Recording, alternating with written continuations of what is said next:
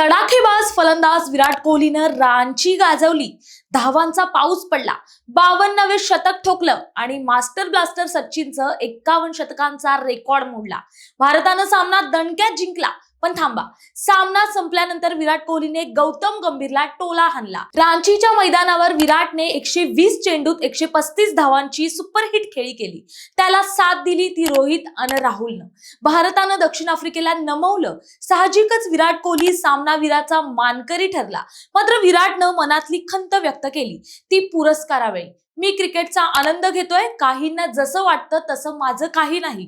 300 पेक्षा अधिक वनडे खेळले आहेत. आता फक्त 1-2 तास नेट्स पुरे. फिटनेस आणि मैदानावरचं परीक्षण महत्वाचं. जास्त मेहनत केली आणि अपयश आलं तर काय फायदा. माझं क्रिकेट वेगळंय. विराट कोहलीनं प्रशिक्षक गौतम गंभीरला मारलेला हा खणखणीत षटकार आहे, अशी चर्चा सुरू झाली आहे. गौतम गंभीर याने विराट कोहली आणि रोहित शर्मा यांना स्थानिक पातळीवर क्रिकेट खेळून फिटनेस सिद्ध करायला सांगितलं होतं. गौतम गंभीरच्या जास्त सरावाच्या सल्ल्यावर विराटनं आपल्या खेळीनं उत्तर दिले. त्यामुळे विराटचा हा फक्त टोला नाही, तर अनुभवी खेळाडूचा आत्मविश्वास होता असं म्हटलं तर वावगं ठरणार नाही. विराटचं हे शतक केवळ आकडेवारी नाही, प्रेरणेची ठिणगी आहे. विराटच्या खेळीवर प्रश्नचिन्ह उपस्थित करणाऱ्यांना उत्तर आहे.